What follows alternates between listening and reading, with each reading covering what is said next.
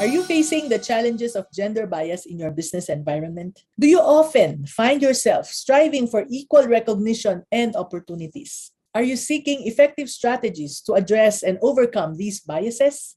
Hi, this is Mommy and your Mommy Negosyo. And if you're navigating any of these hurdles, then you're in the right place. Because in this video, we'll delve into the issue of gender bias in business. It's about empowering you with the tools and confidence to overcome these challenges and make business fair for everyone. We will discuss these 5 steps. Recognize and understand the bias. Number 2, build a support network.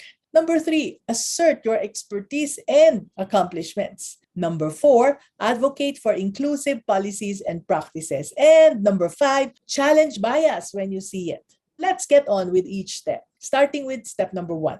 Recognize and understand the bias. The first thing you really need to do is to acknowledge and understand the nature of the bias you're dealing with.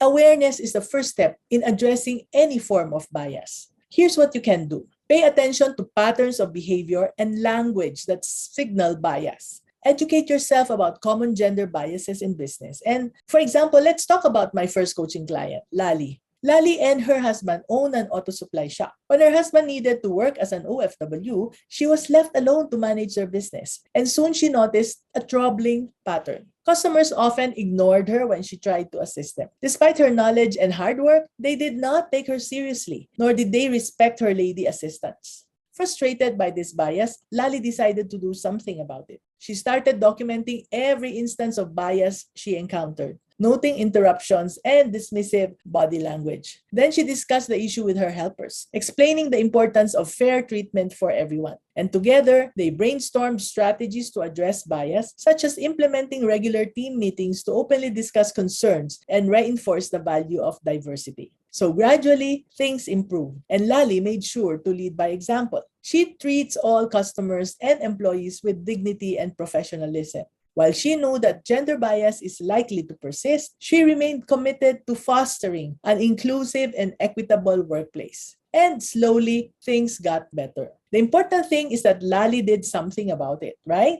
Step number 2, build a support network. So much about saying that if you can't beat them, join them. What you can do is to cultivate a supportive network. Having a strong support system can provide you the encouragement and collective strength. Try this. Connect with mentors or join women's business networks. Another thing you can do is to create a support group where you can share experiences and strategies. Now, let me tell you this quick story of Kyla.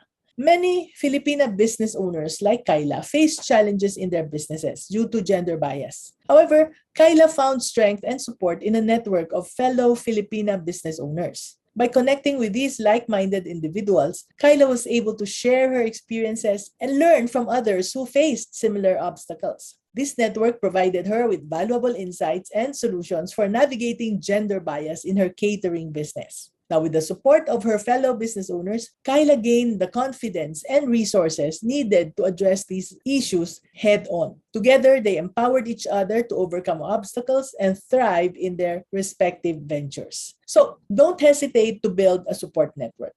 Okay? Moving on to step number 3, assert your expertise and accomplishments. It's not about bragging, and it's not about asserting your expertise and accomplishments only. You're actually just showing others what you are capable of. When you confidently talk about your skills and achievements, it helps people see your true value. So don't be afraid to share your successes. It's about demonstrating your worth.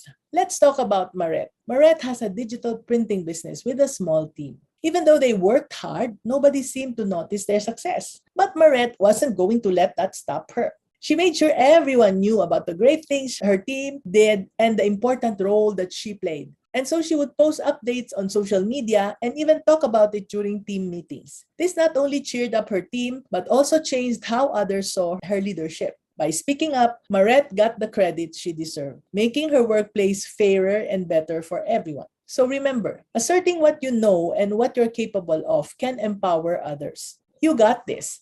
Let's now go to step number 4. Advocate for inclusive policies and practices. Now, let's discuss why advocating for fair and inclusive rules at work is so important.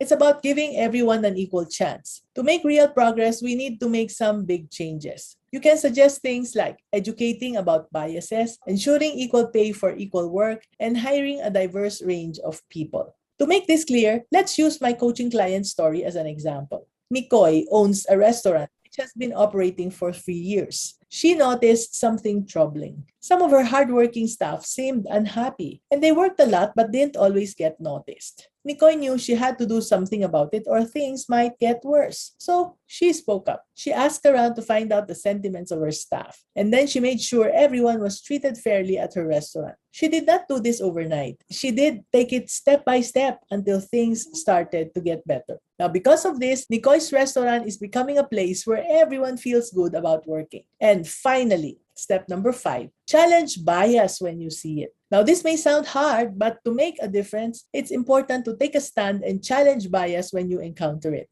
Addressing bias directly can create a catalyst for change. So if you witness or experience bias, speak up in a calm and collected manner. Use it as an opportunity to educate others, just like what May did.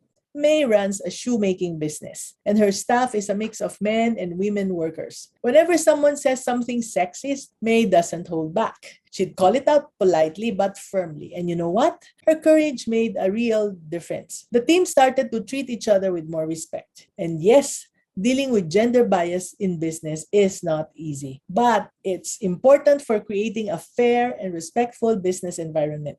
Remember, you have the power to make a difference. And if you're ready to learn more and to take your business to the next level, remember to subscribe to my newsletter for more insights and more tips. Together, let's unlock your business's financial potential and create a thriving future. Thank you for joining me today. Until next time, stay inspired, stay empowered, and keep reaching for your dreams. This is Mommy N, your Mommy Negosyo, saying, be business-minded, Pinoy.